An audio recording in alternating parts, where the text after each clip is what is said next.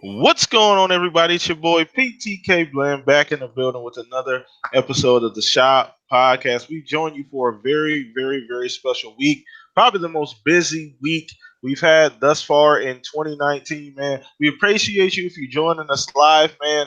Retweet, like the link, share it with your friends if they're into gaming, man. We appreciate you joining us live, as you guys always do. Show up, show out every single Saturday, man. I got two of my favorite people in gaming here with me. Let me go ahead and get to my two compatriots here. We're going to start with the newest member of the Shop Podcast, Mr. Mixer Streamer himself, Staggerly. Man, go ahead and let people know what you've been doing this week and what you got going on.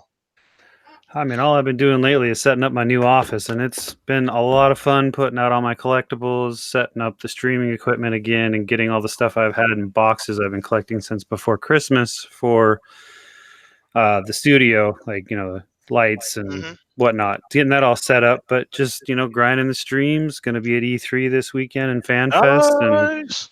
And nice. Hopefully sending you guys back some information as I can. So, that's where I'll be. Oh yeah, we're working on it. We're working on something very special for E3 guys. But once again, if you didn't know already, I think I put this link out a million years ago. We're going to be live streaming Xbox's live show on Sunday, guys. It's going to be amazing. Just be here. Be here. It's going to be fun, man. We're going to be live streaming the entire show. We may do some like post game stuff after everything wraps up, but be here, man. It's going to be really fun. I'm going to try and get some extra guests to come in and kind of rock out with us so we can pack out the panel and just have a really, really good time that day. So join us that day. It's going to be so fun. So Mr. Fuzzy, man, I know you've been a little AWOL this week, man. A little quiet on the Western Front, man. We ain't even really paying a whole lot of division, but what's been going on with you, and let everybody know what's going on, man. Hey, what's up, everyone? Fuzzy Belvedere here. Been laying a little low for the past week. Just been busy with work and stuff. Only had some limited time to game, and wanted to clear up some drive space on that my capture device. Well, not capture device, but I always capture all my replays and things like that to an external drive. So it's time to kind of transfer that to the PC and try to upload a handful of them to YouTube and whatnot. But just been watching Twitter, getting excited for E3 coming up, and man, there's just so much stuff going on. Can't wait. Oh yeah, man. There's a lot going on right now, man. I can't wait to dive into it. But once again, if it's your first time here, please smack that like button, subscribe to the channel, guys. We on the road to 2K subscribers, man. It's amazing. Excuse me.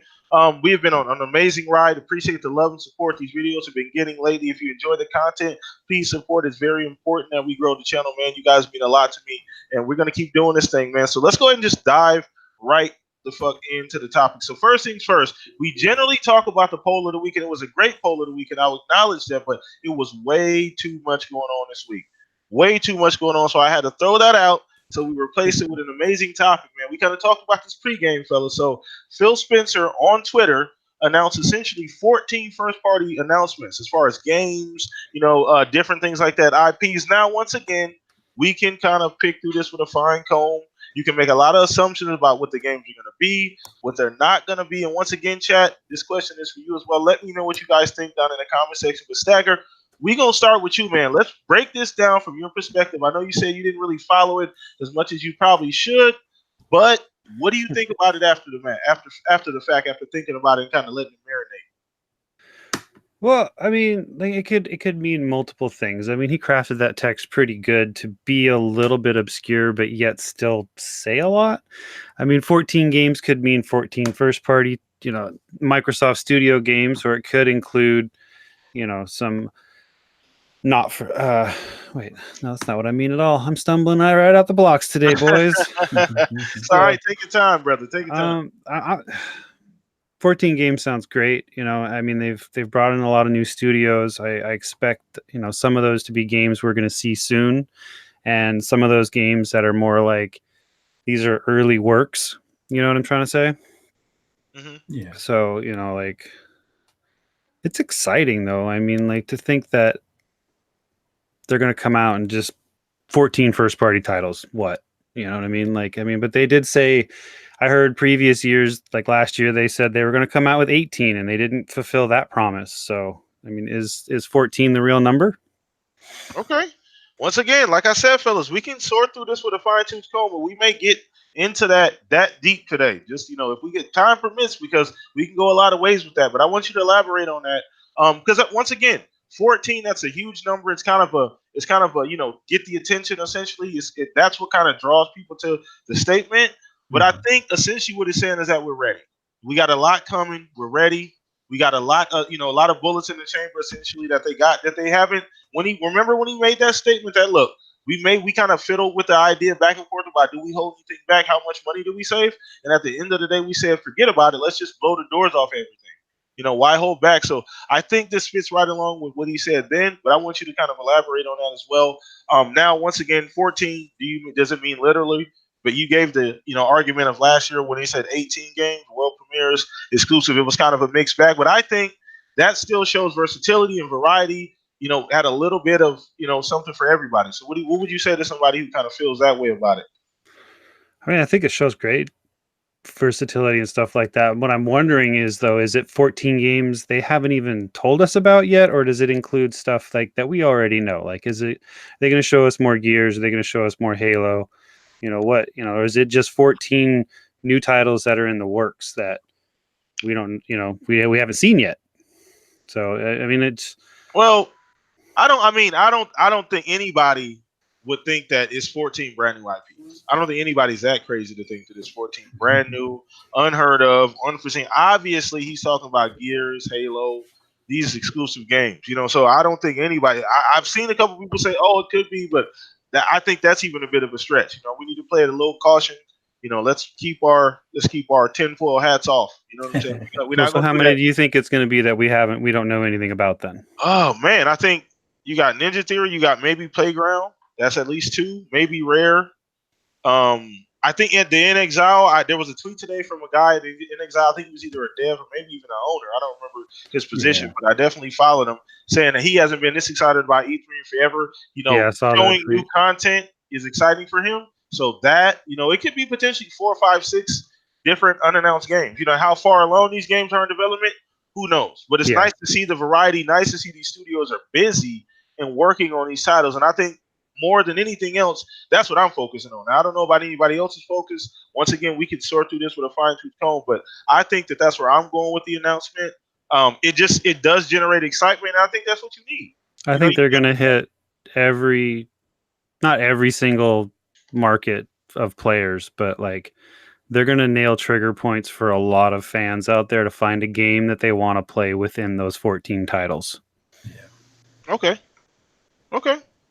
No, I rock with that.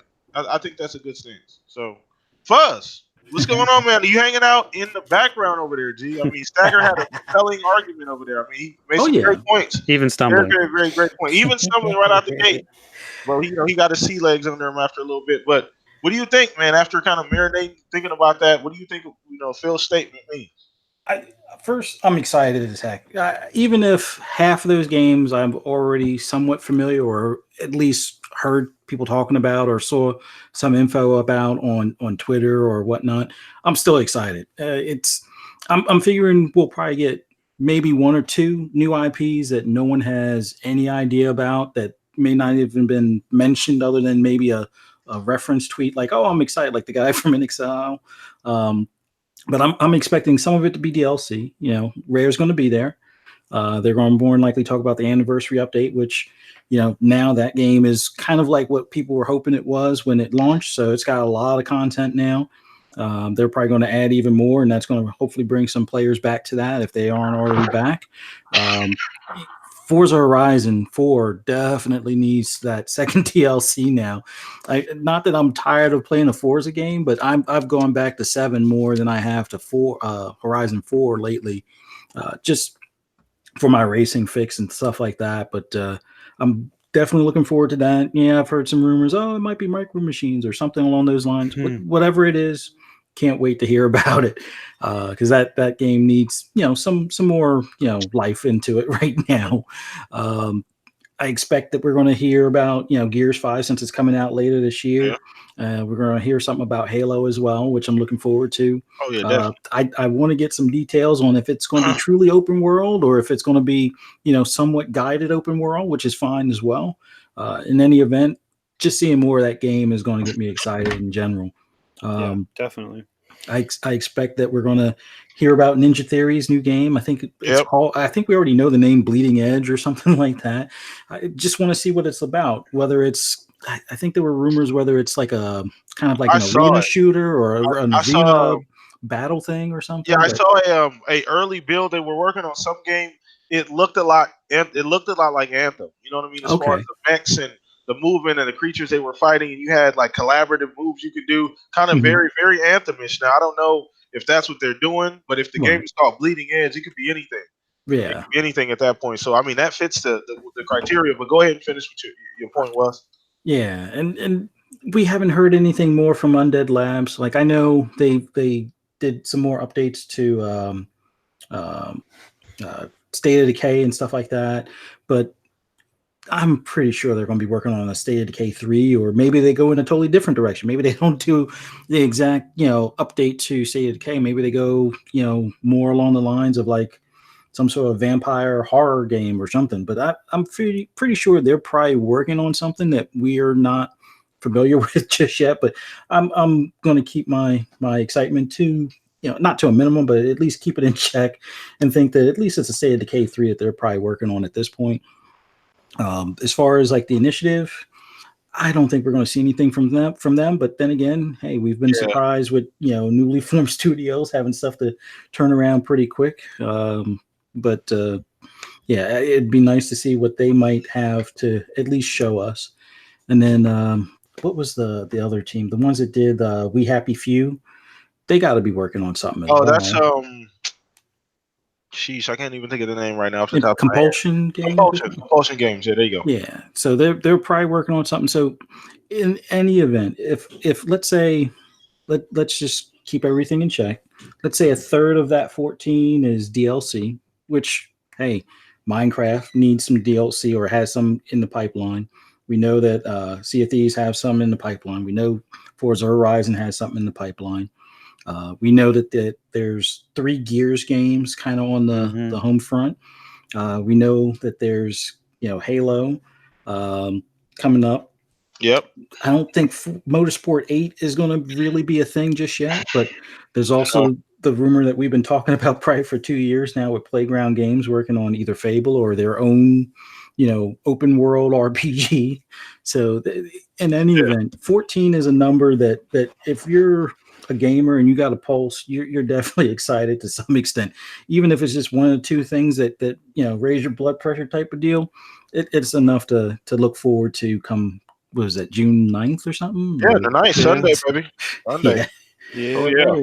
Oh yeah, it's going down. It is definitely going down. So once again, if you're just filing in, say hello in the chat. Stop in and holler at your boy. The chat is moving. Once again, you guys are doing it again, man. This week is even more packed. Appreciate the love and support. Go ahead, Stack.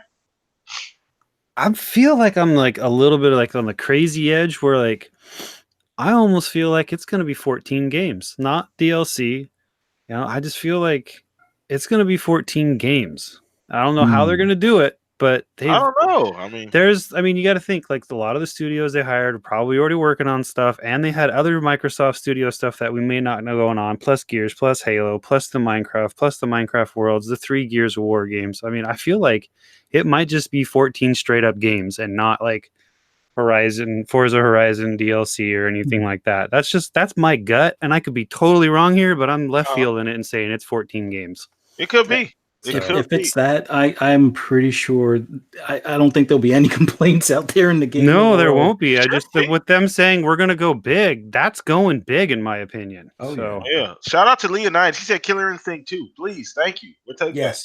We'll take that as well. The community wants that. So I feel if this podcast somehow gets your ear, KI2, man, we want that. So please let that be one of the surprises, man. This huge community for that game, man. So that was a great topic, man. We rocking and rolling, man. Once again, chat, you guys are moving, man. Thank you guys for showing huge support. Retweet, man. Put it on. I got it on Twitter. Retweet it, share it with your friends so everybody can come in here and have fun, man. You know how we do this thing on Saturday. So let's go ahead and keep moving, man. Once again, a great topic. So next thing is kind of ironic. So we talked about this. Now, we didn't talk about it maybe to this capacity, but we did say that is Sony really going to allow Microsoft the entire weekend, like the entire month of June, and just not do anything or say anything? And Mr. Fuzzy here has been a huge advocate. Probably the last 12 months, you've been saying that's not going to happen.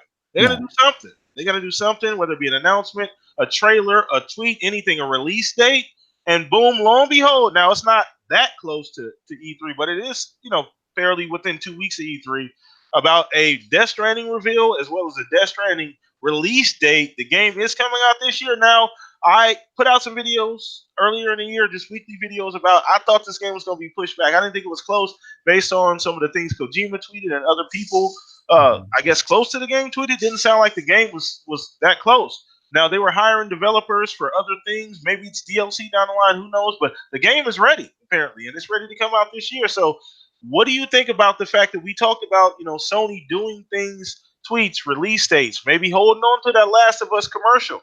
We're not going to put it out yet. We're going to wait till the 8th or the 10th to put out that commercial. You know what I'm saying? So what do you think? We're going to start with you, Fuzz, on this one, because I know this has been big for you, man. So what do you think? Mark the calendar. June 10th, after Microsoft has had at least its 24-hour cycle, all the news on the internet and in the gaming magazine, podcast, either pick apart or parse through all the stuff that Microsoft did. Mark that calendar. June 10th, you will know more about The Last of Us 2, and it will almost be like Microsoft didn't even have a show because everybody will be so focused on that. Even if Microsoft shows the next generation consoles and how great xCloud works and everything, it's going to be like the media is just going to forget about that and then be like, oh yeah, I'm looking forward to this game coming out the beginning of 2020 or so, whatever the date is for that game. I mean, it kind of caught us in left field with Death Stranding coming out, the unveil and everything. Like, I would have never thought that was going to be out before The Last of Us 2, but hey, yeah, I didn't think so either. That Last of Us 2 is it's going to be their megaton, to use someone else's words, but it's definitely going to come up, I would say, within the 24 hours, unless, I'm not wishing this on anybody, but unless Microsoft stumbles hard with this show and just the stage catches on fire or something ridiculous that unforeseen, I just about guarantee you Sony's going to do something to kind of take away that shine from Microsoft within 24 hours. So mark that calendar. Expect to see some sort of updated gameplay trailer on the 10th. Not that I'm even really looking forward to it. I haven't played even The Last of Us 1, the first one, but I just, knowing Sony and how they are with marketing and timing and how they like to manipulate the news cycle, yeah, I think the 10th is a perfect time for them to unveil something more about The Last of Us 2. Or maybe even PS5 stuff, but they've already kind of unveiled a lot of that stuff, so I don't think they will go that route. Yeah, they'll wait for maybe PSX for the rest of the PS5 stuff. Maybe a reveal of the actual design. Who knows? So if they even do a PSX, we don't know. That's not confirmed. I can almost bank on them doing some kind of Sony event later on this year. But nevertheless, they did something prior to E3, as we said, that they may do. Now, once again, The Last of Us is in a completely different realm than Death Stranding. Let's not get that confused. Yeah. The Last of Us does deserve. It's a fantastic game, the first one as well as the franchise. The second one looks amazing. It deserves all the credit. I'm not taking anything away from the game, but once again, Sony, when they say that we're not going to do anything and or around E3, that does not mean anything. That does not mean I can't put out a tweet or a little commercial or a trailer, you know what I'm saying, throughout the week, to kind of keep myself in the news, So who knows? It's going to be fun to see, though. We're definitely going to be looking, eyes peeled throughout the entire week of E3 for any kind of news. You'll see it here first on the Shop Podcast. But Stag, man, we're going to go ahead and bounce this to you, brother. You're going to take this ball and run with it. So what do you think about... I mean, so on top of what you just said, though, how they announced that they're not going to say anything and they're not going to do anything right around E3. Maybe the gentleman agreement that they have right now between Microsoft and Sony has something to do with, we're going to let you have your week. We're going to let you have E3. Not because they left, but that's not why they left, but just we're going to let you have your 2 or 3 day window to announce your shit. And then will do something, you know. So maybe they don't do anything on the 9th or the 10th. But honestly, I see them dropping some stuff right before E3 to rile up their fan base, give them something to be excited for, since Sony themselves won't be at E3. I mean, maybe a couple state of play video drops this next week with more game reveals. I honestly don't see them revealing any new games. Maybe dropping some release dates for anticipated stuff. Maybe something VR related. Mm-hmm. Definitely, maybe. I mean, I know Fuzzy just kind of went over the PS5 a little bit, but they could maybe do a little more reveals on that. Like, they could just show a design, for Christ's sakes, you know, and then give us a hard date for, you know, The Last of Us. I don't see that coming out till Q2 though, probably just to give consumers a break from Q4, you know. It's like Christmas is going to eat up a lot of our budgets. Games coming out between now and then buying everything we all buy for everybody. Yeah. So I could see them pushing it back to like be able to hit a window where they can make a crap ton of money off that game. Yeah. Okay. So, I mean, and I still personally see, like I said it last week, I think, like craziness of Sony coming out on stage with Microsoft at some point, you know, to maybe announce a formal deal and like we've actually signed a deal. So who knows? Yeah. That's that true. might be what they do.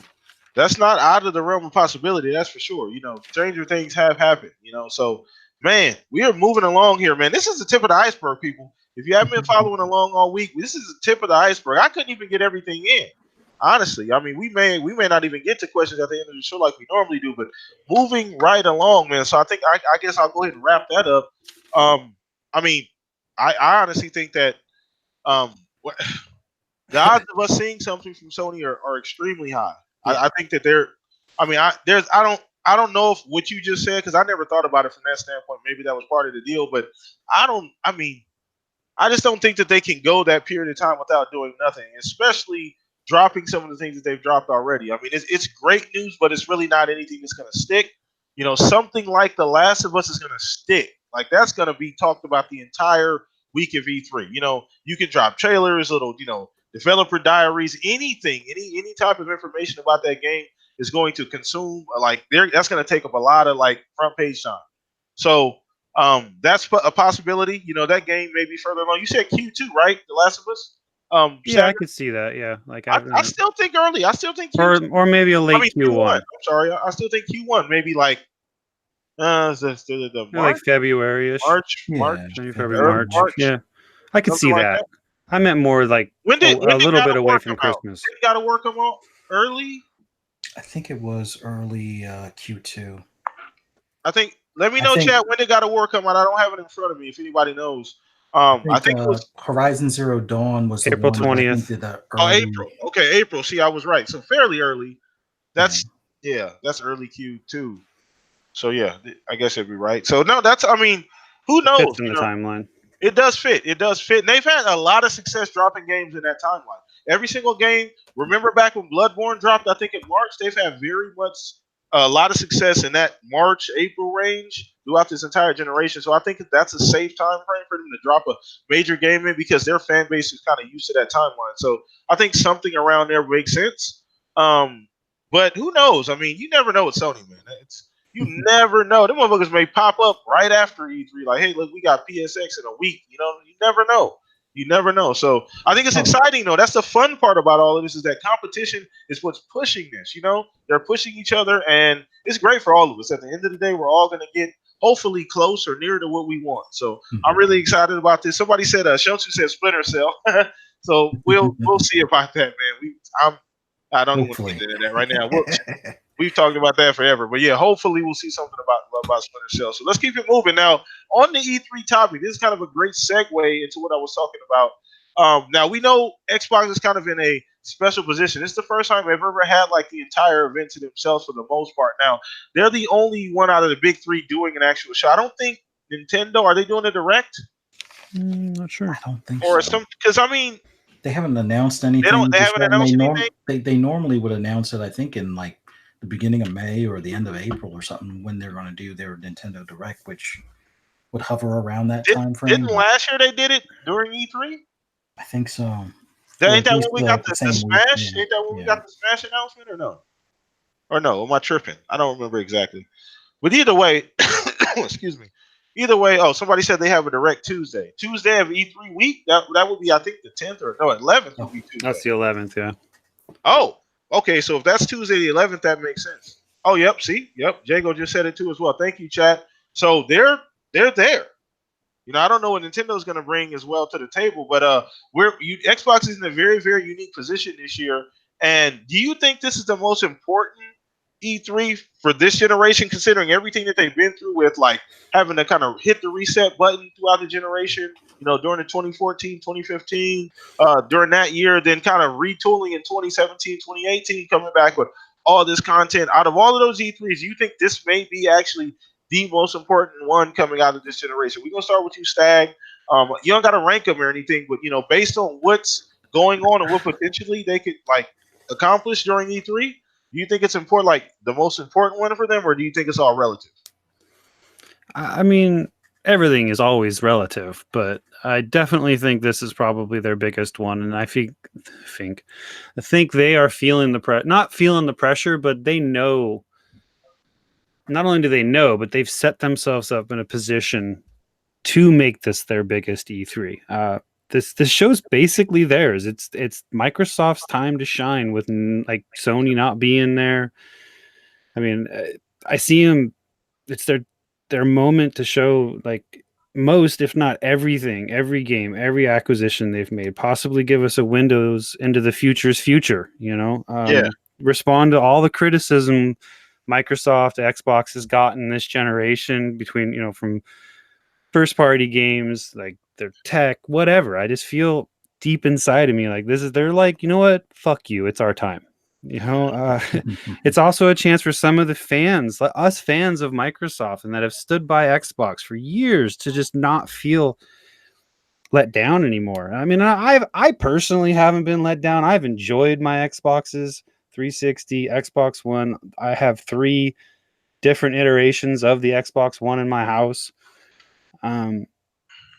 I don't think Sony's going to let us. I mean, Sony, excuse me. I don't think Microsoft's going to let us down. I mean, there's just too much money, too much talent, research time, development, and the desire to give us the best options available. And I think that's their motivation. They're really, I mean, like, look at the adaptive controller. They did that to help gamers like that couldn't normally game with the controllers get more inclusivity. It's like they want to make it better for us, and I really feel like they're doing everything they can, and they're going to show us that this show, and that's why it's probably one of their biggest.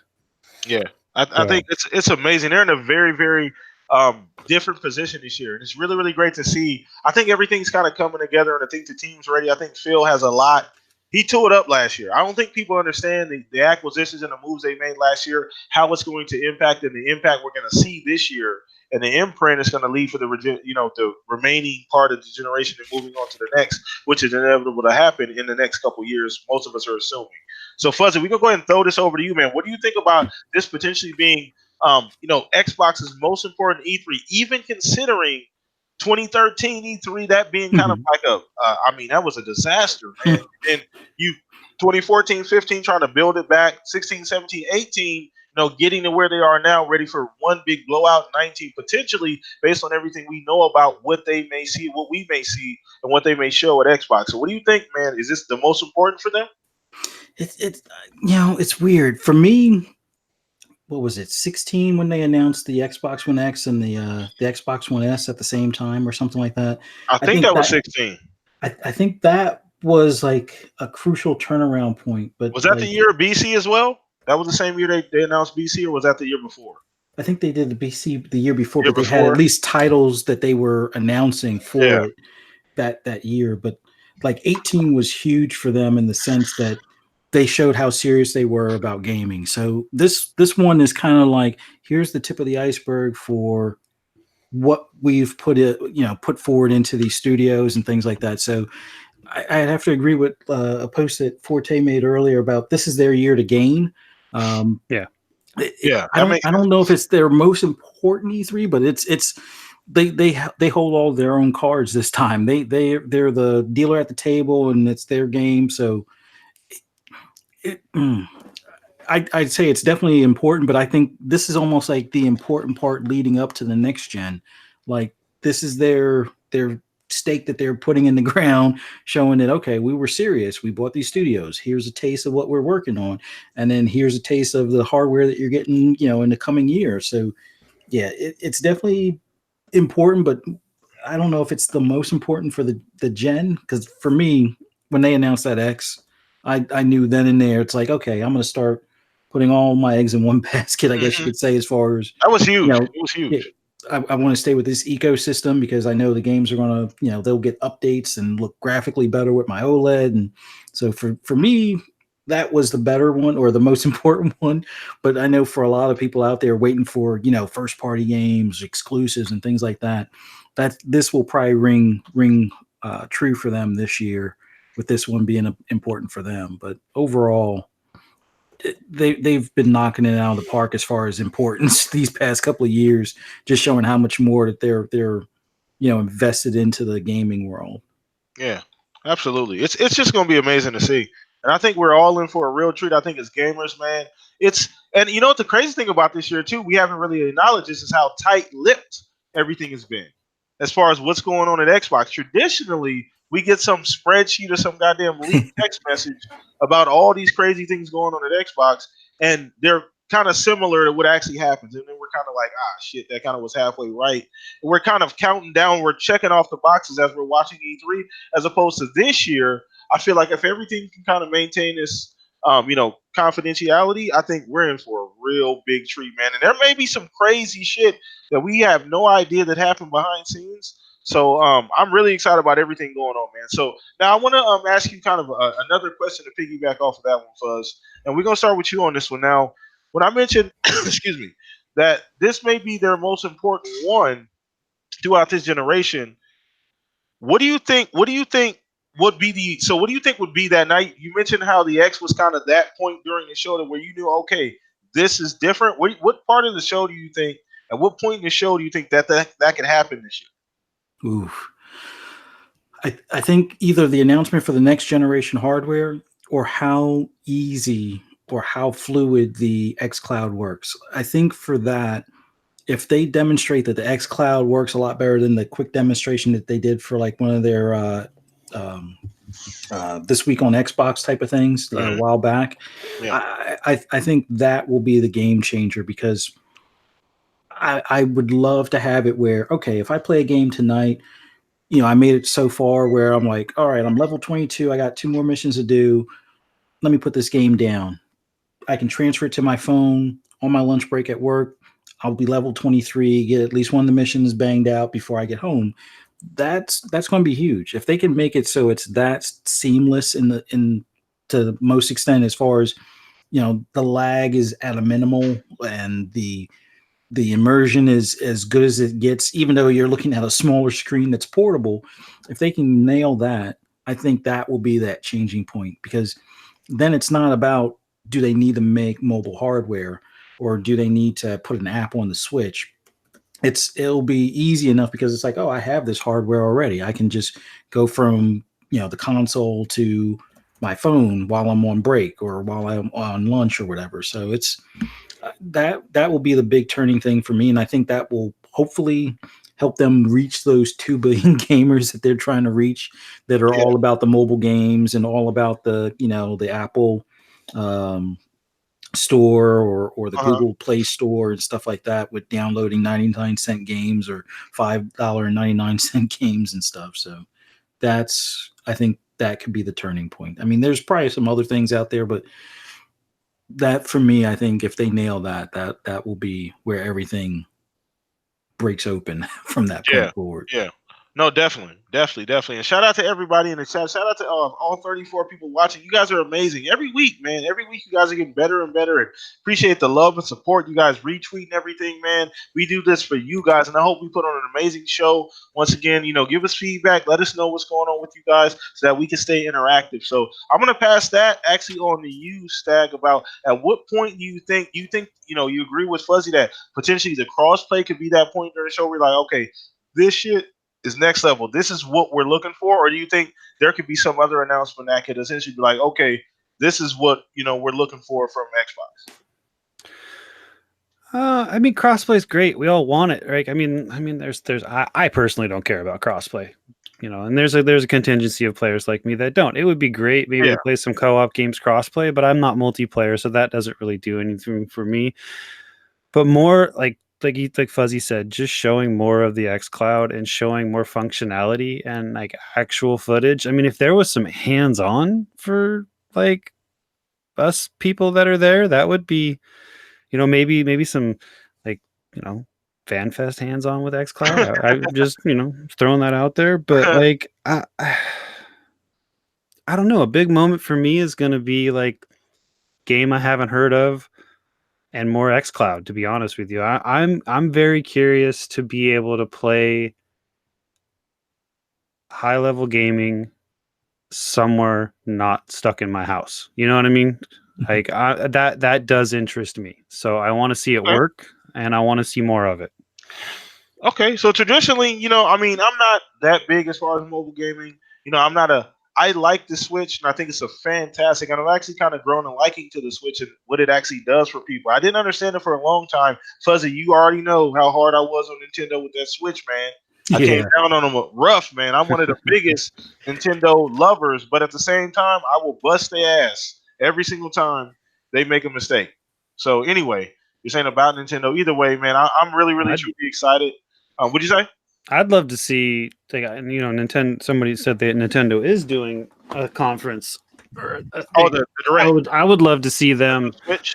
Announce what we've talked about previously, a lower end Switch and a higher end Switch. And I like, if they announce a higher end Switch, give me more stuff from the Xbox to play on that kind of, like, not specific Xbox games, but give me those games so I can go out and play mobilely, not mobilely, but just, I mean mobilely as in I'm mobile and I'm out in the world.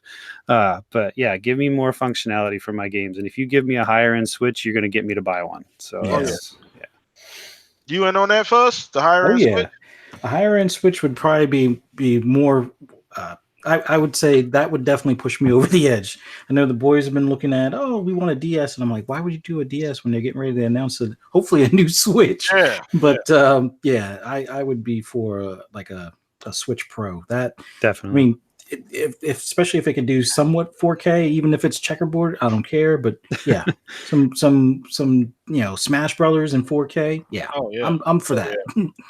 And then once again, more crossplay. He did bring that up with different games on the Xbox platform, and then maybe that'd be a good segue to say, hey, we've signed up to use the Azure servers.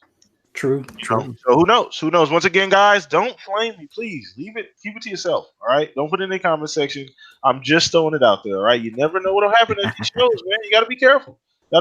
So, last topic. We actually probably gonna have plenty of time to actually go ahead and answer questions, unless this topic goes crazy, which it potentially can. Now, we're talking Call of Duty here. Call of Duty. They did announce a new trailer. Obviously, Modern Warfare, very ambiguous, right? Modern Warfare, haha. Either way, new storyline, same nostalgia. Now, I watched the trailer. If you didn't know, I used to be a beast in Call of Duty, man. Go check my stats. That's where I got PTK, where I got PTK man from. But check my stats. I was really, really good at Call of Duty for a long period of time. That was pretty much the only game I played probably the last 4 years of the 360 cycle right up until the 1 came out. That's all I played was Call of Duty. Black Ops, Modern Warfare 3, Black Ops 2, that was right around the time. That was my peak. So this announcement brought back a lot of memories for me, a lot of good feelings, good vibes. But I don't want this to be a lure. I feel like it's a lure. They're trying to lure me in on nostalgia. I don't want to give them the credit that I've been taken away from them every year the last few years. And they got to earn that from me now. So I'm being a little resourceful on this, but I want to get you guys' feelings about the trailer. If you saw it, did you feel nostalgia? Is the game back? It was nice to see campaign. The funny thing is, we're so goddamn hypocritical as gamers. Like, man, Call of Duty don't need no damn campaign. Don't nobody play that shit, and all of a sudden it comes back, the campaign is the greatest part of Call of Duty. It's like, get out of here. We just said how it don't even need that. But either way, let's go ahead and start with you, Stagger, man. I don't know how deep you are in the Call of Duty. We all, at some point, were Call of Duty players. At some point, during our childhood, or whether it be sooner or later, we all play Call of Duty for the most part. So, Stagger, what do you think about the trailer? What do you think about Call of Duty going forward? I'm going to lead with, it should have never lost a campaign. Okay, fair point. Fair point. I absolutely do not like Blops 4. I don't. I've tried it. You know what I like best about that game? What? The training missions. Oh wow. That's the campaign. I enjoyed those. I do not enjoy the multiplayer. I have long loathed Call of Duty multiplayer. I have been on the side of no for as long as it's been around. I was a Halo Halo 2 multiplayer, and I loved it. And I still feel to this day. I mean, a lot of people love how Halo multiplayer has evolved. Me, on the other hand, Halo 2 multiplayer was the best shit ever. And then Call of Duty came out and started doing all the stuff that they were doing, and then Halo reacted by adding some of the stuff that they were doing and changed the game. And I'm just like, ugh. So that's what I'm going to lead with. But I have always loved the Call of Duty campaigns. I have enjoyed them thoroughly. I'm ecstatic for a new campaign. I really feel like they let a lot of fans down. I mean, I know you just said that a lot of people are like, oh, they don't need a campaign. And now everyone's like, yes, the campaign. I really feel like they let a shit ton of fans down by not having a campaign and leaving all of us campaign players just behind when they put out Blops 4. I mean, I've always felt that way. I've talked about it a lot. And I'm really, really glad that they recognized that they need a campaign. You know, I know that they offer a different Call of Duty every 2 years. So I don't know if next iteration of Call of Duty is going to be another multiplayer only, but right now we're getting a campaign at least, you know, and it looks freaking amazing. You know, like it looks crisp, it looks clean, it's gritty. Is that a new engine, or is that the same engine? It has a Treyarch, so it may be.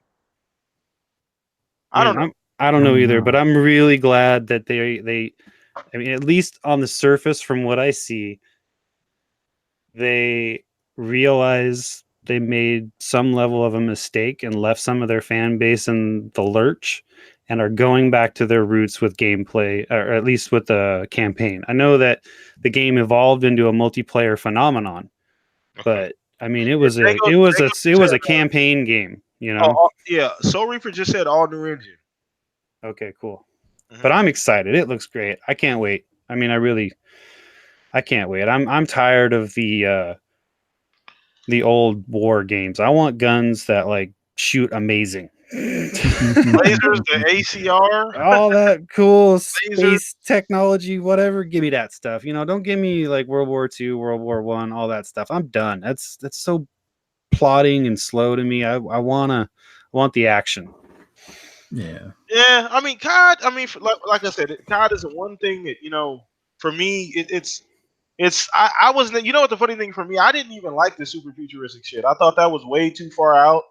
I didn't like the movement. I think it just now COD has always you know been a twitch shooter. You know, it's all been about fast twitch. It's all been about who's, you know, the best at, you know, quick aiming and having the faster reflexes. But I didn't personally care for that play style, the wall climbing and jumping, the jetpack. No, yeah. I thought it was a little odd. The movement was a little odd for Call of Duty. And then on top of the fact, you pair that with the fact that they weren't running dedicated servers on every single game. Like some of these CODs don't have dedies. A lot of these CODs don't run on dedicated servers still currently. They do the little hybrid shit. Yeah. So I just it's not the hit detection is not there, and you make people move 1,000,000 miles an hour, and you expect people to really have high quality gameplay, you know, and it's super, you know. So I don't know. I just prefer the games in modern times versus like, you know, 60 years ago wars. Kind of that's really what I'm getting at. I mean, Infinite or the Future War one or whatever it was, I can't remember. It was fun, but I prefer like this is the technology we have now. Let's go shoot some shit, you know. Yeah. So. No, that's cool. That's cool. So Fuzz, man, we're gonna go ahead and throw this over to you, Fuzz, man. What do you? I know you're a COD fan, but you're not the biggest COD fan. So what do you think about the new trailer? Did you get that nostalgia feel like I did? Oh yeah, definitely. But see, my COD experience has always been around Modern Warfare. Modern Warfare 3 and 4 were my games, mainly more so 3. Even Modern Warfare 2 was pretty decent, but Modern Warfare was the only ones I really liked. Like. Yeah, when I was on PC back in the day, World War II games were kind of okay, but I don't like the old weapons. It's like when I went into the military basically based off of Desert Storm. So it was like, oh yeah, I want to be there. I want to do that stuff. And I kind of missed it when I signed up, but it was like, I want that bracket of weapons. So from the 90s to current time, that's the stuff I want to use. I don't want the future stuff. I don't want the wall running either. Keep that on like a Titanfall or something like that, where I'm expecting it to be a future game where I have a mech suit or something. Exactly. Fine, but like a regular war game, I want the M4. I want the AR2. I just want current weapons to act or have them used the way they would be used today. Maybe some minor upgrades. Okay, we have drones now. We have other things that you can use as far as detection and stuff like that. But that if they can nail that, we're all talking about we want a Splinter Cell, and it's great to have like a stealth game and sneak up behind them and take them out. But if we can just get a modern warfare game where you can do those same tactics as far as like a squad, I'll be happy. I'm not going to care about the multiplayer. I'm all about the campaign because I never really bothered with multiplayer as far as COD until what was that? Actually, I mainly play with my sons when we do like the zombie thing because they like the zombie game part. So that part I'm fine with, but I'm more about the campaign. I want give me a set mission, point A, a checkpoint. Give me that, and I'll have fun, and I'll play through that a million times, and try different things. So, and they did even hint maybe they're bringing back the Spec Ops missions as well. Well, they said there's co-op missions after the campaign, right? That's what I heard. So that sounds like Spec Ops to me, which is great. Those were super fun. There was like a speed. That was like a speed challenge back on back in the day. Oh, definitely. It's the fastest on the hardest difficulty. So that was extremely fun. So I'm excited that they're doing this. Now, once again, the more different we want, the more same we want. We're so fickle as gamers, man, because we're like really happy about all of this old shit we've already played that we're getting. It's like we want different things, but we want more of the same things over time. So I'm kind of excited this year, but once again, I still want to hold my reservations in because I don't know everything about this Call of Duty. Obviously, at E3 we'll see a ton more.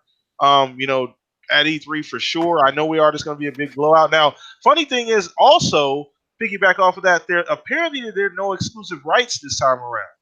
So I don't know if that's a universal thing. If they figured, well, shit, we made enough money off the last one. The funny thing is, the last COD did sell extremely well. The only thing that outsold it was Red Dead. So it sold extremely well, even though all the shit we sit here talking about it. Right. How not broken of a game, but just how incomplete of a game it was. But it sold extremely well. So I don't know if that was a decision of Activision's to say, hey, you know what? We don't really need to be a part of or associated with the console anymore because our franchise still works. It still works if we're not associated with anybody. So I wanted you guys two opinions on that. We'll start with you again, Fuzz. What do you think about the fact that there's no deal in place this time with either Xbox or at least it's a rumor, either Xbox or PlayStation? I'm fine with it because I get tired of some one console getting exclusive skins or time DLC and stuff like that, and I don't know. I'm pretty sure gonna see. This is where crossplay would be a huge thing, but it's like I'm gonna probably buy it on Xbox more than likely. Like I think the only thing other than the Sony exclusives right now. I mean, unless they make that PS5, which I don't think they're going to graphically make it that much better or better, period. But that would be about the only thing. I'm just going to go to the console that has the best visuals. And then from there, there's no need to segment the player base. But like, oh, yeah, if you buy it on PlayStation, you get a golden gun that does twice the damage. And I'm glad there's no marketing deal or anything like that. I don't know if that's confirmed. So take that with a grain of salt. I don't know if we heard that from a developer. Let me know, chat. I haven't done the research on that. I was just elaborating on the question because I kind of thought about it myself. So let me know, chat, if that's something that a dev has said at Sony, not Sony, but at Activision, or if because I saw it somewhere on Twitter, not exactly. Can't really lock in on exactly where I saw it, but I saw something similar. But anyway, go ahead, Fuzz. Finish your point. Well, the one thing I saw that they're not doing like a season pass, which that's another thing that usually segments the the player base, and Yeah. yeah, you have that still with the Division 2. I know some people didn't do the battle pass, so they can't do like these side missions, but like those side missions are such a small part of the game in comparison. It's like all you're really getting is a cosmetic out of it. I mean, yeah, it's an extra mission, but it's compared to the amount of activity, it's so small. But it's cool to have those cosmetic things kind of segmented that way without it, alienating the entire player base. Like, oh, you can only get this weapon if you spend the extra money and do this. So if they don't have the season pass thing to divide up the player base, that's even better. As far as the marketing deals, as silly as it sounds, my dream for marketing deals for this point going forward, why not work with the consoles based on existing IPs? Well, I've wait, said this before. hold on, Fuzz. I don't want to cut you off, but the chat Oh, saying PS4 has 7-day exclusive rights. damn it. Anyway. So I don't know. Once again, this is why I said chat. I got the best chat in the world, man. They own the information quick, man. They went straight to Google or Siri or whoever they It said asked. check GameStop. Oh yeah, So they said check GameStop as well. So apparently, PlayStation has 7 days. Now I don't know what content. Let me know, chat. Was that on like DLC content? Is that just on like some kind of a specific mode, or is it just on like customization stuff? So let us know. I'm sure we'll do our research here after the show, but let us know if you guys can find it before we finish. Go ahead, Fuzz, so I can go ahead and get over to Stag. But go ahead, Fuzz, finish. No, the one thing I wish with this exclusive content stuff on like a multi-plat game, kind of like what Monster Hunter did with Horizon Zero Dawn, have like a skin for like your pet that looks like something from Horizon Zero Dawn, or you had like an alloy or outfit or something like that, or for like a first-person shooter or even a third-person shooter, have something like one of the weapon skins looks like it's something from either Halo or Gears of War 5 or something like that type of deal. Just do that type of stuff, because at least at that point, if you're already on that console or already in that ecosystem, it's not like it's, oh well, a PlayStation guy is probably not going to care if they get a Halo skin or something like that for one of their guns. They probably, I mean, they definitely know what Halo is, but Yeah. they could probably care less at that point. But and it's the same thing if you're for Xbox and there's an Allo outfit for Monster Hunter or something like that, you're probably like, I don't really care. So leave the exclusive content on a multi-plat to something like that, not like early access or special missions. You can only have this mission for exclusive for one full year. Destiny. Oh my God! Don't get me started on that shit. Bungie sold they soul for that, bro. I swear to God, they did. They sold they soul. But anyway, we ain't gonna get too deep into that. This ain't about them. But yeah, no, I agree. I mean, once again, we did get some information here that kind of changed directions on that whole topic. That Sony does have 7-day rights, which is, I mean, at the end of the day, you gonna buy the game, you gonna buy it. So 7 days. What's 7 days? It's better than 30 or better than 6 months or a year.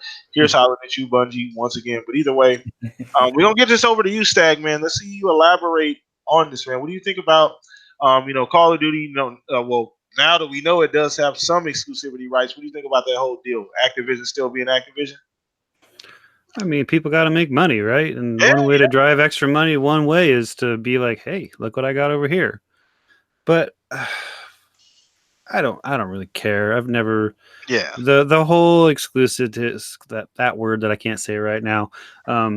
It's never exclusivity. It's never really been a driving force to me. Like you said, you're going to buy the game where you want to play it, no matter what the content is. I mean, granted, I have a PS4 and I have an Xbox, but I wouldn't run out and buy the other system just to play one level or get an extra skin. I mean, I don't. I mean, there's people that will. Don't get me wrong, but there's not a lot of them. So, and it was, you guys were talking about like season passes and DLC costs and stuff like that, and like how they're going to monetize the game. Honestly, I feel like there's been more games recently than in the past couple of years that are coming out and saying, you know what, we're not going to sell a season pass. We're not going to sell you the DLC anymore. We're going to give it all to you. And I think that's leading into a bigger thing that maybe we talk about on another show, is that they're gearing us all up for subscription-based gaming, where you buy a subscription and everything we put out for that game going forward will be included in that subscription. And I think that's what some of these companies are slowly just throwing little bits at us with, hey, we're going to give you all the content if you buy our game. If you kind of get what I'm saying there, though. I mean, I think that's why Call of Duty is saying, "Hey, we're going to give you the game. If you buy the game, we're going to give you the DLC and the season pass. We're not going to charge you for that anymore." But I think it's a precursor to what's coming down the road in 2 or 3 years, which is more subscription-based gaming, which is what Game Pass is doing, like how we're throwing all our games into Game Pass and stuff like that. I think that more going forward, all that stuff's just going to be included. And then you're going to get monetized for weapon skins, cosmetics, and outfits for your characters. I think that's what's coming. Yeah, because I mean, most people generally agree that cosmetic, microtransactions are completely fine. As long as it doesn't, change the game as far as gameplay wise. Create, barriers, between different people based on, monetary things, like being able to just purchase something is where, as opposed to just grinding for it and working for it. So I think we're all in agreement there. But I mean, my opinion on that whole subject is that, they got to make money. They got to make money, and I don't think that.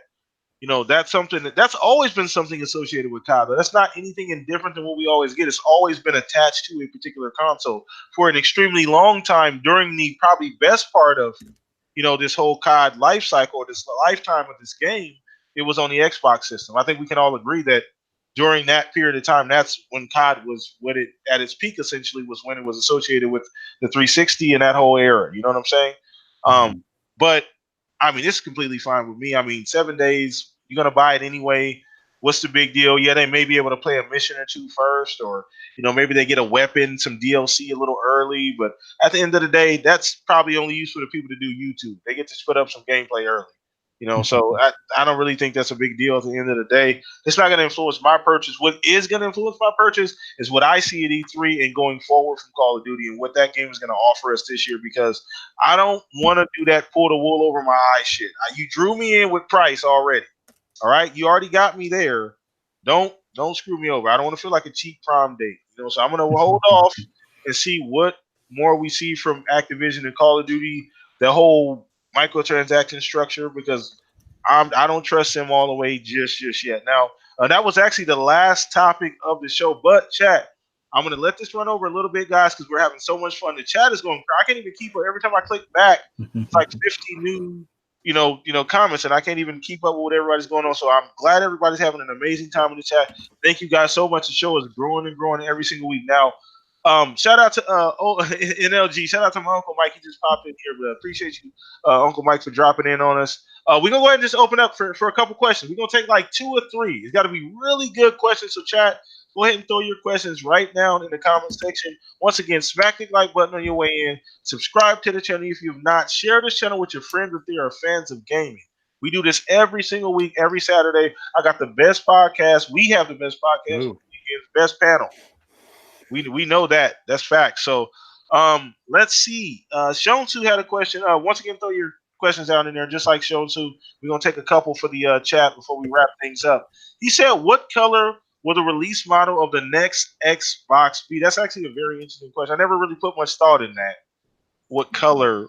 I mean, I got thoughts. What do you got? What do you got, Stag? I'm interested. I think we're getting the same shell with upgraded materials. The same square form. I think it's going to be the Xbox One, what the fuck ever, and it's going to be what we have now with new stuff inside of it. I think it's going to be similar to the Xbox One X, and it's just going to have new stuff inside of it. I mean, they've abandoned custom consoles this generation. Granted, they don't have the numbers they had in 360 for all the the wonderful custom consoles that we had, but I think there's money.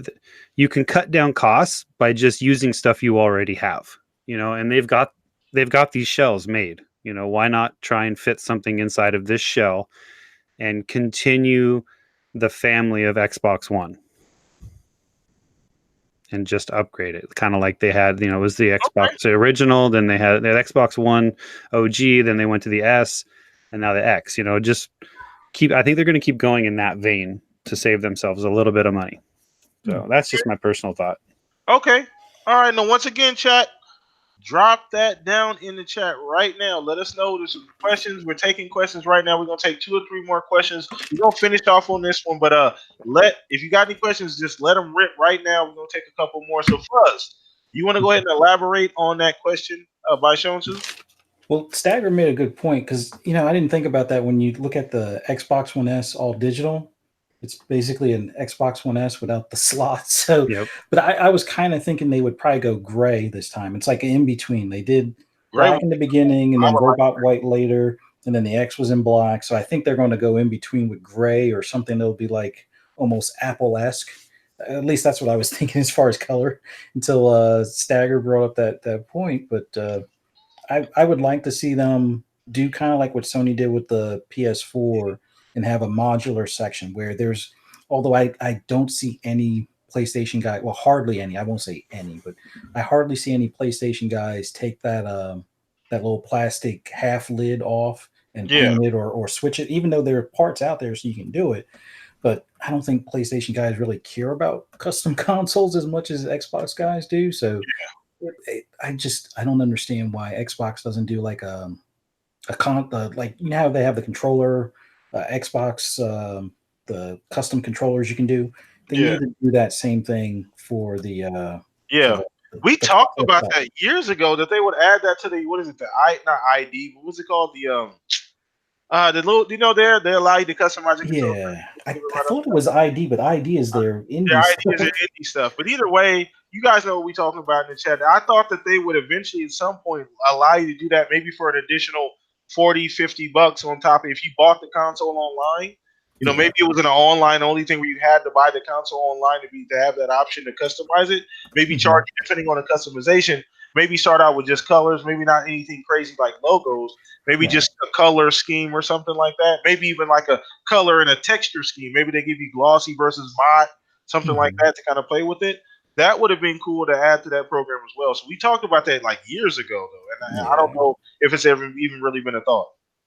Yeah, even if they would just add the Elite controller to that. I mean, I remember hearing rumors about an Elite V2, and then it kind of disappeared. They definitely need to do something about that. Like the ones that I've got now, since I don't put them on the charging station anymore, the rubber grips don't come off. So anybody that's been having issues with the rubber grips coming off, just don't put it on the charging station. Charge it by like a what do you call them, a USB cord or whatever the cord is, as opposed to the battery charger stand, because something about that heat. I guess there's enough heat to make that glue come apart. But don't put it on the charging stand. Rubber grips stay on.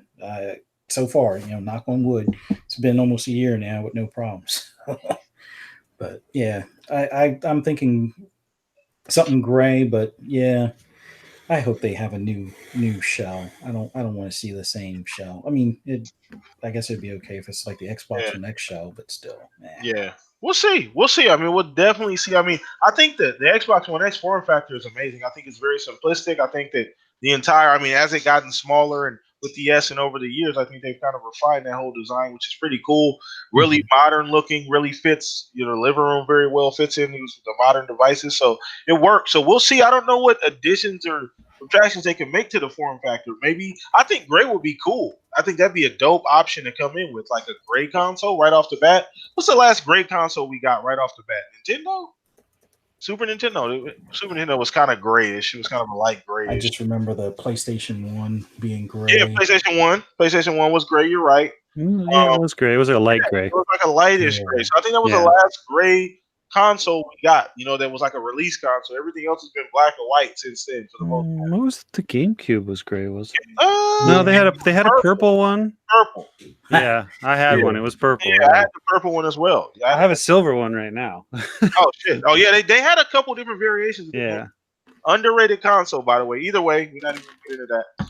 The Dreamcast was damn near white. It was like a whitish gray. It was like a white. It was like Super Nintendo, which was like a light gray as well. Yeah. Yeah, same kind of material too. So cool, yeah. So I think that would be dope. We're gonna go ahead and move on to another couple questions here. So once again, chat, if you haven't, throw them down. We're gonna get to yours, Jago, because I know you had yours a minute ago. You said, do you guys think the Anaconda and Lockhart will both have a disc and discless SKU, or will it be just the Lockhart as I've been hearing? So anybody want to take that one, Stag, Fuzz? I do. Go ahead. Oh, I was about to say I hope they still do at least the disc option for the Anaconda. I mean, I'll be honest, I've probably only watched maybe 10 4K Blu-rays since I got my X, but still, I like having that option. Uh, as far as the Lockhart, I would be fine if they didn't include the drive because I would rather my kid. Because if I get the Lockhart for the kids, I don't really want them putting the disc in and out of that thing because that's how they broke their last Xbox. So, I mean, they've been a lot better since, but it's just that's just one more thing to break. And as far as they're concerned, and everything that they watch on TV is like streaming now, so it's like they don't really use a disc since we're doing Game Pass and most stuff is digital. But it, I if they're going to try to make that $300 price point for the Lockhart, by all means, knock a disc out of it. I mean, if you can, unless there's a way to get it with the disc at 300, at least have that option. I would like to see a lot of people just pick up that Lockhart and go from there, and hey, expand the Xbox family, have more people to play against online or whatnot. But yeah. Okay. All right, Stag, it's on you, brother. I'm on this fence of like, I don't understand why both of them aren't going to have a disc drive, to be honest with you, because I think there's a lower end market that's still going to want to use discs, but I understand that's not the route they're going.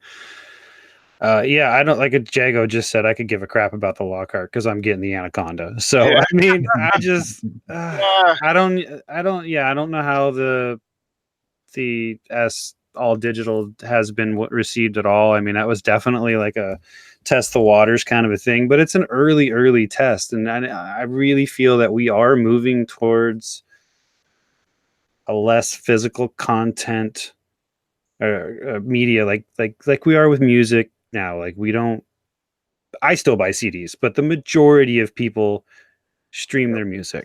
It's all digital. That's where I think we are moving for, as much as there's a vocal minority, I think, honestly, of people that are clinging to their physical media, of having and owning the discs, and the argument of, owning your content and stuff like that. And you're not going to own it once, it's a digital service, but we've already given up those rights with music and movies and streaming TV shows, and to a sense. So it just seems to make sense that this is where we're going with that. So at some point, I don't think we're going to have disk drives at all, for anything. But it definitely doesn't matter to me on the Lockhart, and I don't think we're going to get a diskless Anaconda yet. I think that's next gen away, if 2 more gens away before we go. I mean, we can't go all digital or all streaming until the infrastructure gets better either. Like, we're just not freaking there. And like Blind Impulse says, save the planet, no more discs. I mean, it's economically, it makes sense for companies to go digitally, and like eco-friendly, it makes sense. Sorry, I couldn't come up with the word I wanted there, but like, it makes sense. There's a finite amount of resources and we keep using them. It makes sense to go digital. So Oh yeah, we're on our global warming shit, by the way, chat. We have gotten to that section. Yeah, we've gotten to that section of the podcast. Sorry. Anyway, no, you're good. I'm just poking fun. But either way, appreciate it, man. So we definitely, that's something that's very, very interesting. The discless as opposed to having a disc. It's kind of been this argument. It's kind of like that caveman argument: fire, no fire. You know what I'm saying? Like, this new thing that we're not really ready for yet. So I don't know how far. You know what the funny thing is? We always talk about shit, but nothing's ever really that close. You know what I'm saying? Like, nothing's ever really that. Any like, especially those real ideas, they take time to really formulate. We're not ready for these things yet. We're ready for them. We just don't know it yet. We just don't really know it yet, and it's not widely adopted. So I think obviously among a large amongst the people are going to be probably taking a wait and see approach as time goes by. As 5G is going to play a big, huge role in that, having the availability of good internet for people even in rural areas that don't have the infrastructure to support decent internet. 5G is going to change all of that if it works the way they say it's planned on working. That's going to open up a lot of gaming for a lot of people. So that still even has to be adopted. I think I think Verizon's the only one been signed up for 5G, maybe, or maybe T-Mobile. T-Mobile, I think, because T-Mobile's supposed to be doing the home internet and cable stuff via the 5G. So but you need more hubs for 5G because it doesn't go through walls as well. That's what I'm saying. So that's my point, is that we're not there yet. Nothing, this stuff doesn't really move as fast as we think it should move, or we think it's actually moving. Just more stuff for them to sell us. More stuff for them to sell us, exactly, over a greater period of time. That's really all it is. Let's keep it 100. That's really all it is. Yep. But either way, we're going to take one more question, so please make it a good one. We're going to wrap the show up with this last question. So if you have one, chat, throw it in there right now. I'm grabbing the first question that I see, or the first good question that I see in the chat. So once again, thank everybody that's here, man. We rocking out, man. I'm having a lot of fun. The show is live. We got a lot of people in here. The chat is going crazy, man. You guys are showing up every single week, rocking out with us. Hit the like button once again. It helps the podcast and the channel be seen. I will be putting Stagger's Mixer link in the description below. Go follow him on Mixer. He does great things. We're still waiting on Fuzzy Ass to start a channel, but that's the logistics behind that. We're just trying to figure that out, guys, behind the scenes. But we're gonna get that. We're gonna get that worked on. But once again, chat. I think I saw one earlier, maybe. Throw some down there below if you guys have one. Let us know. I thought I saw one a little further up that I may have missed. Where the hell am I at? Dang, this thing is moving quick. Let's see, guys. Did you have one, Fuzz? Maybe if you could think of one that we may have missed that we didn't get to. No, I'm looking through the chat now, and they were talking about, like, with the disc, it's hard to play a back and pat without a disc drive. So, yeah, we'd have to go to a whole, like, trade the disc for a digital code type of system, and that, that's licensing, and man, somebody's going to be eating a lot of costs at that. Well, point. if they make them free, if they make them, Game Pass-esque or games with gold-esque, that makes them playable backwards compatible without the disc. Yeah. So, I mean, there's that route. Yeah, True. That's true. That's a good point. So, if nobody has any other questions, we're gonna go ahead and just wrap everything up here. But it was a great show once again, man. We rocked this thing out, man. This show flew by. A lot of content, and I still feel like I didn't even get to everything that happened this week. There's some small details that you may see an actual video for me, and I know everybody that's used to seeing me doing weekly videos. Everybody.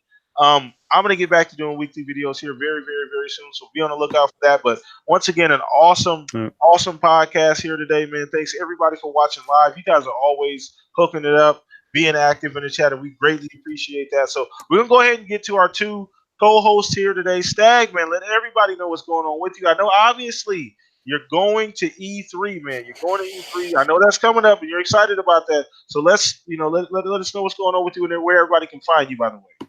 I mean, yeah, I'm going to E3. I'm doing FanFest. I'm probably not as excited as I should be. I'm trying to keep it all in and just be like level about it right now. Like, I don't want to like blow my load before I start. You know what I mean? Like, Jesus Christ. It's just, you can find me on Mixer. I'm on Twitter a lot. You can join my Discord. They're all at the gamer tag. Find me here every Saturday except for next Saturday. But I lost my train of thought. So we're just gonna go to Fuzzy now. Yeah. Oh man, the chat was awesome today. You two guys were awesome talking games today and everything. You can always find me on Twitter. You can sometimes find me on Xbox if I'm not passed out or busy doing other stuff around the house. But we'll definitely be playing some Division 2 and probably some Forza, later tonight and tomorrow. Looking forward to E3. Oh man, it's like gamer Christmas to some extent, I guess. But man, tonight was fun. It was a lot of fun. Thanks for everybody that came out to watch the show. Man, it was a live show. Once again, guys, your host with the most PTK blam across the board. Man, we do this every Saturday, same time, same place, same great gamers. Next week, we're probably going to I may grab one or two guests, see what's going on, guys. We'll see early in the week who's going to be available. Obviously, next week is going to be busy for a lot of people. We're all gearing up for E3, man. And it's going to be a phenomenal time. I am extremely excited. This is like Christmas for me, man. I'm 35 years old. This is like Christmas, man. I love Christmas time, but this really is like Christmas for me as far as getting all this information. But smack the like button on your way out. Once again, stop by the channel any point in time. Got a lot of content. I think I got over 300 videos now, guys. It's crazy. 300 videos, man. It's a lot of content on the channel, man. We appreciate all the support here. So catch us next week, same time, same place. Shout out to Jarhead. Shout out to Zalker, man. Appreciate those. Those are the unsung heroes here on the Shop Podcast. Awesome members. Love those two gentlemen there. I know you guys are watching and appreciate the support. So once again, guys, thank you for the support. We are out of here. Enjoy the rest of your weekend. Peace out. Have a good night. Later.